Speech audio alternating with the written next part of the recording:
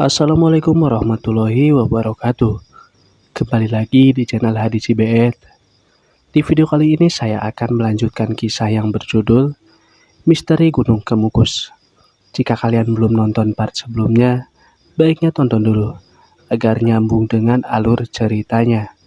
Cerita ini ditulis oleh Capung 1950. Jika kalian ingin membacanya secara langsung, nanti saya kasih linknya di deskripsi. Dan buat kalian yang belum subscribe ke channel ini, mari bantu klik tombol subscribe-nya dan nyalakan lonceng notifikasinya, agar kalian tidak ketinggalan cerita terbaru dari channel ini. Dan kalau kalian suka dengan cerita yang saya bagikan, silahkan klik tombol like-nya dan bantu share video ini sebanyak-banyaknya. Agar kalian tidak penasaran, yuk langsung aja kita mulai ceritanya.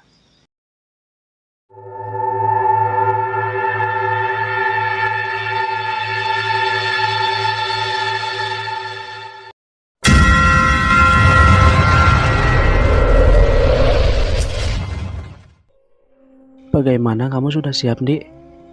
Iya, saya siap. Terasa bau menyan di kamar ini semakin menyengat. Kita harus meditasi dulu, Dik. Dan mohon agar semua keinginan kita terkabul. Wati tersenyum tipis. Aku tampak malu dan membuka semua pakaianku secara perlahan. Hingga kini aku sempurna seperti bayi yang baru saja lahir. Begitu juga dengan Mbak Wati. Lekuk tubuhnya tidak terhalang pakaian selembar pun. Aroma mistis semakin mengusik nafsu di dalam dada. Jantungku berdegup kencang melihat tubuh wanita muda di depanku ini. Kita mulai meditasinya, Dik. Aku hanya mengangguk mengikuti apa yang ia katakan. Kami duduk berhadapan secara bersila, namun pandanganku tak bisa lepas dari ranumnya buah dada yang menggantung membuat batinku tersiksa. Ingin rasanya kusentuh dan kumainkan hingga alam nirwana. Lalu Mbak Wati mengingatkanku agar fokus pada tujuan. Ia menyuruhku menatap wajahnya dan mengikuti apa yang ia katakan. Mbak Wati mulai membaca mantra kembali. Mantra yang mirip ketika disendang. Aku pun mengikuti bacaan tersebut dan berusaha untuk fokus. Setelah mantra selesai diucapkan, air dari kembang dipercikan ke arah kami berdua. Harum semerbak menambah suasana erotis saat itu. Setelah piring berisi air kembang ditaruh, Mbak Wati langsung merabahkan tubuhnya. Ia seperti wanita yang sedang kerasukan menjilati sekujur tubuhku. Otomatis tubuhku bereaksi dengan sempurna. Tanpa butuh waktu lama, lingga dan yoni kami pun bertemu dengan sempurna. Hingga terasa kenikmatan yang tak tertahan. Dengan gaya woman on top, terlihat Mbak Wati semakin beringas. Di saat itu aku berpikir keperjakaanku sudah hilang, ditelan dalam lembah yang lembab dan dalam. Mbak Wati tersenyum puas. Goyangan Mbak Wati tak kalah dengan video 19 detik, semua serba nikmat, serba sempurna, sehingga terasa ada sesuatu yang ingin keluar dari tongkat saktiku. Lalu cengkeramanku semakin kuat dan melepaskan calon bayi di rahim Mbak Wati.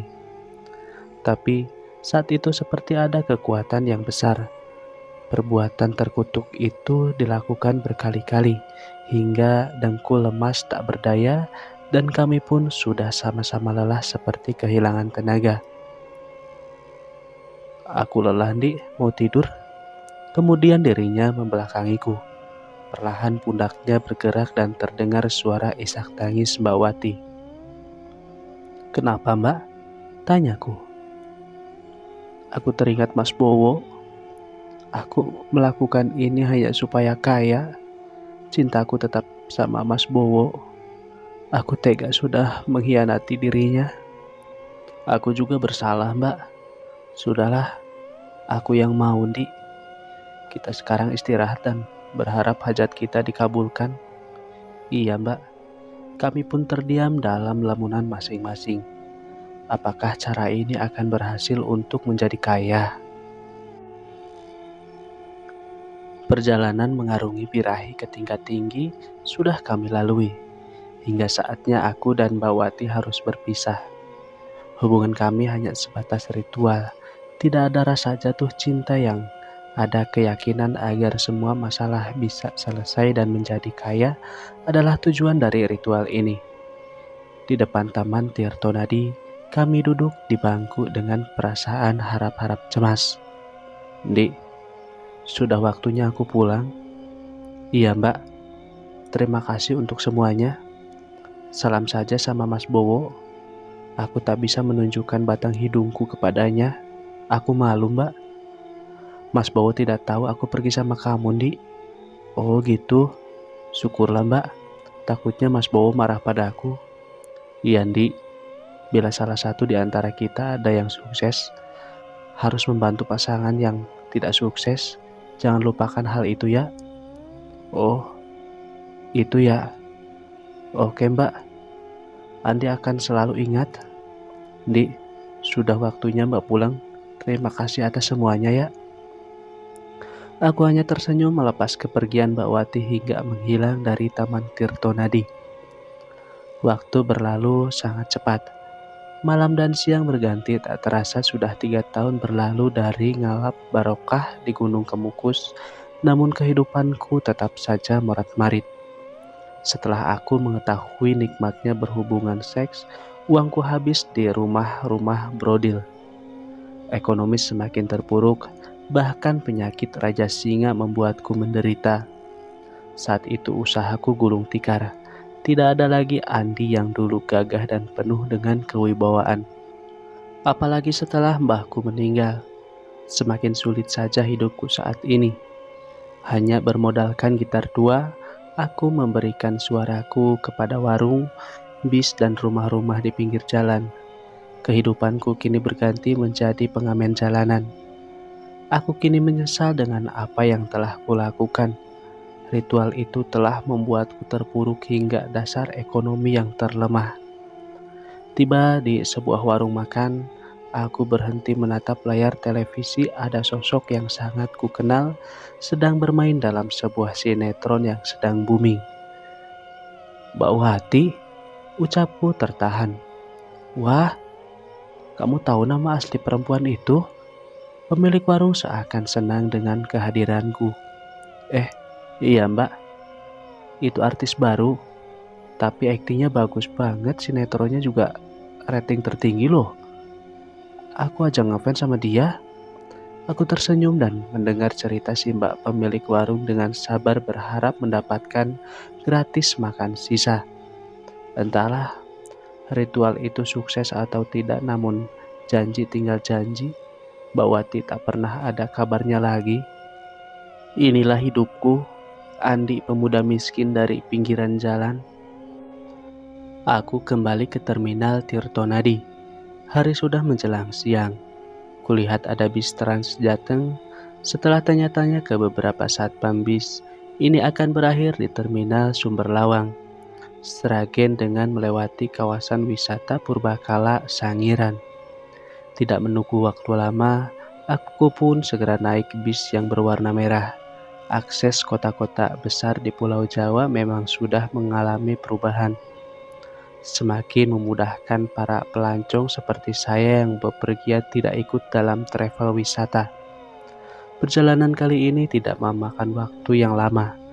Terlebih rasa kantuk yang mendera membuat perjalanan semakin singkat. Mata yang terpejam karena nyaman oleh udara dari dalam bis yang dingin mulai sedikit membuka. Karena kaget ternyata terminal Sumberlawang sudah tersaji di depanku. Aku segera turun, banyak sekali orang lalu lalang dengan tujuannya masing-masing. Kubuka Google Map, terlihat di layar smartphone tidak jauh hanya 4,3 km. Kira-kira kalau jalan kaki bisa gempur juga sih. Maka opsi jalan kaki bukan rekomendasi kecuali kalau memang tak ada uang. Biar cepat sampai karena matahari sudah mulai tenggelam, lebih baik naik ojek. Selesai tawar-menawar harga, akhirnya pas langsung tancap gas. Pak Dek, ada kenalan gak di sana tempat buat nginep nanti? Banyak mas di sana. Tergantung nanti negonya aja. Biasanya sih udah ada tarif tetap juga. Masnya ini ke sana mau main sama PSK apa mau ziarah? Ziarah Pak Dek. Loh, emang ada PSK-nya juga di sana? Ada Mas. Makanya hati-hati. Apalagi mau ritual nyugi yang ada malah bayar PSK. Tawanya renyah. Waduh, serem. Tapi nikmat itu Pak Dek. Eh, ini udah di mana Pak Dek? Dikit lagi sampai itu Gunung Kemukus. Tinggal nyebrang jembatan Barong. Wah, bagus juga ya suasananya Pak Dek. Kalau buat saya sih bosan, tapi buat orang kota tentu saja menarik. Bener sih Pak Dek, apalagi ada waduknya, itu bagus banget. Dari atas jembatan aku melihat hamparan air yang membuat suasananya terasa nyaman. Iya, soalnya gunung ini adalah sabuk hijau Waduk Kedung Ombo. Masuknya itu Desa Pendem, Kecamatan Sumberlawang, Seragen Mas. Aku kok ya bingung, gunung apa bukit? Kok ya ndak seperti gunung gitu loh ya, tingginya. Mungkin disebut gunung banyak yang ritual nyeleneh jadi muncul gunung kembar Mas, gondol gandul, ucapnya. Pak De bisa aja. Wah, ini udah nyampe ya Pak De, sambutku dengan tawa. Sudah sih, tapi masnya ini kan nyari tempat nginep. Mumpung lagi pandemi, masih sepi di sini Mas. Mending nyarinya dekat tempat makam Pangeran Samudro aja. Biar kalau ziarah nggak capek jalannya. Oh walah, makasih Pak De. Aku baru kali ini ke sini. Ternyata banyak rumah. Aku sangka kayak di Lawu, harus naik tinggi sampai warungnya Mbok Iem. Beda Mas. Wes, udah sampai sini aja makamnya. Tapi lebih baik cari tempat penginapan dulu. Takutnya rame. Aku segera turun dan membayar ongkos kepada Pak D tukang ojek. Bingung, ini desa apa kok rumah-rumahnya lumayan bagus juga. Bahkan mobil-mobil terparkir dengan gagah, menunjukkan ekonomi masyarakat di sini lumayan makmur kondisinya. Aku berputar-putar mencari tempat penginapan.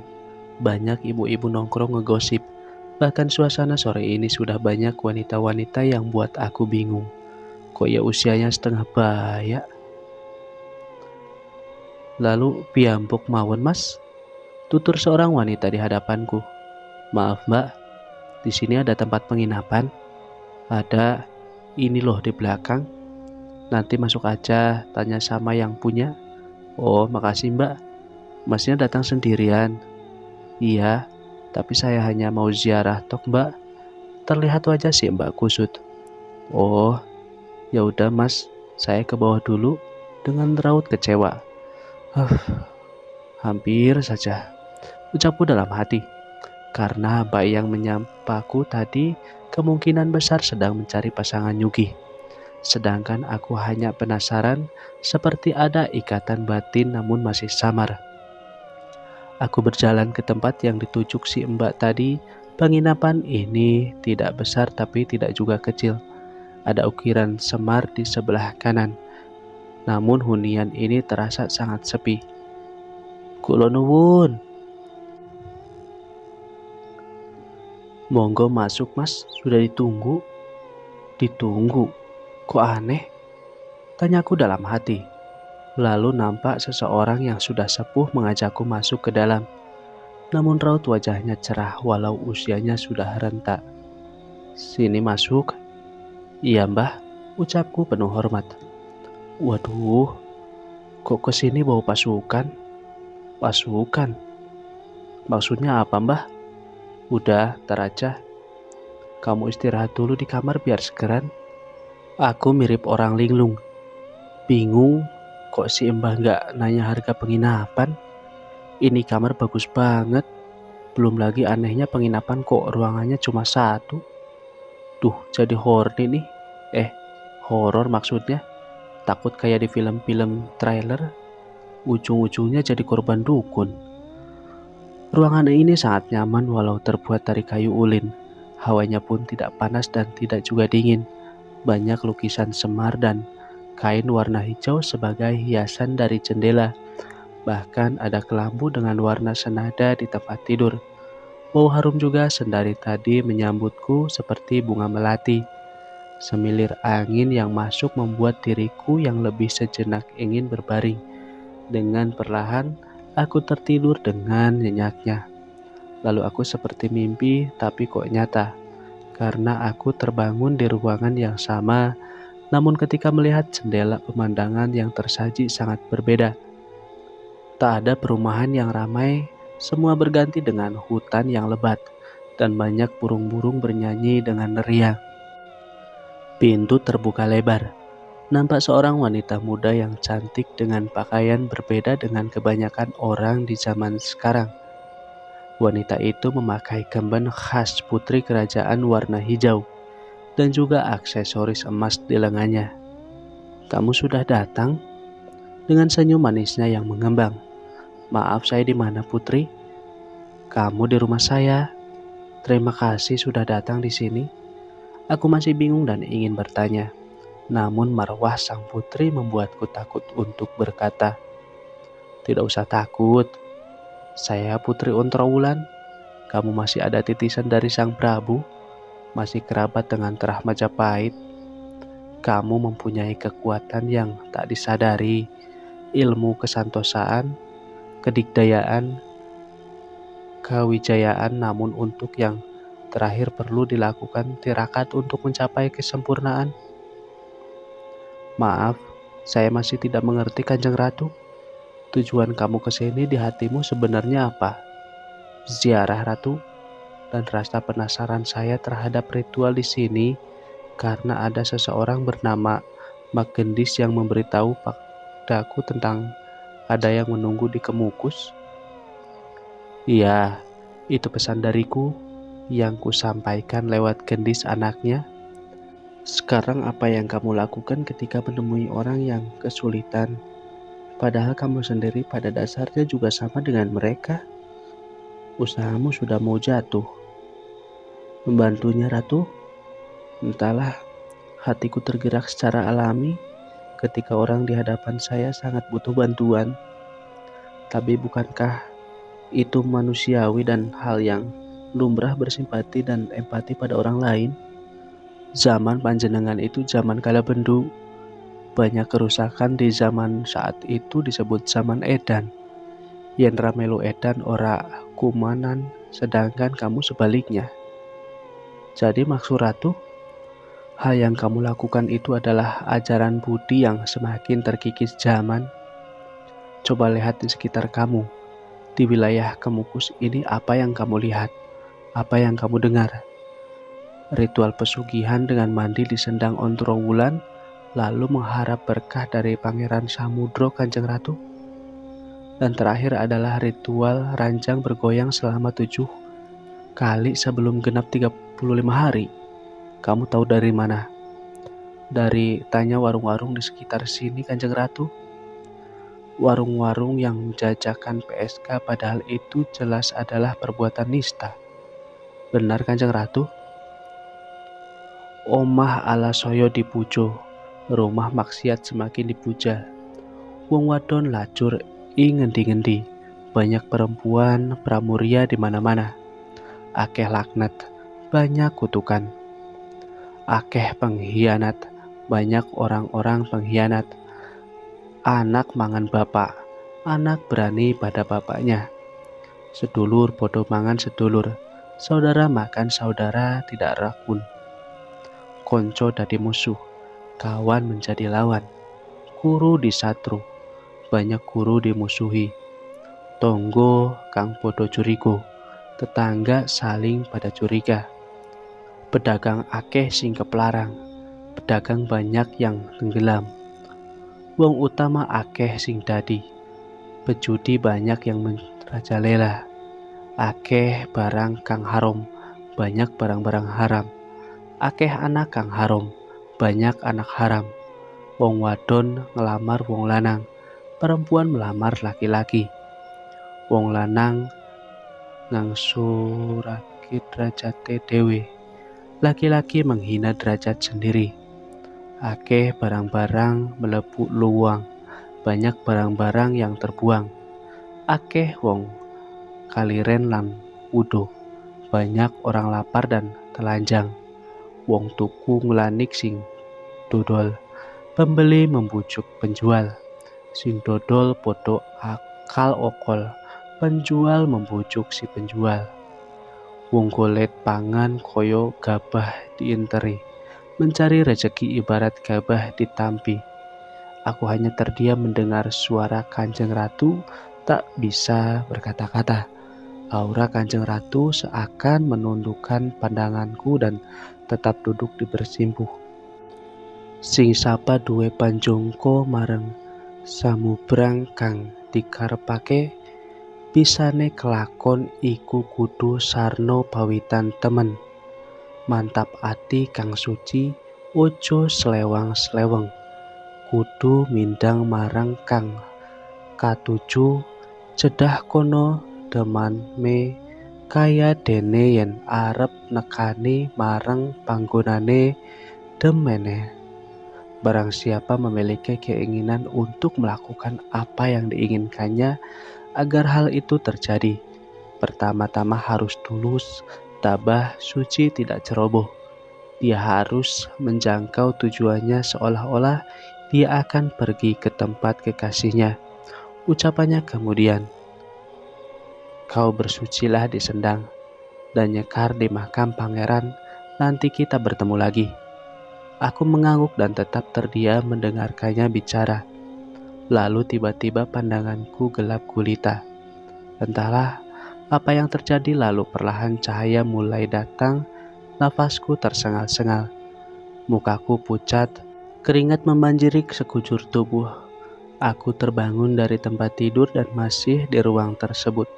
Astaga, Nyai Ontrowulan. Lantas masuklah lelaki sepuh penjaga rumah ini dan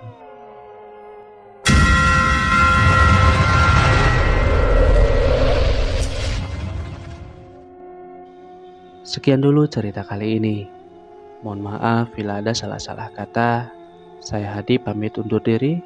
Wassalamualaikum warahmatullahi wabarakatuh.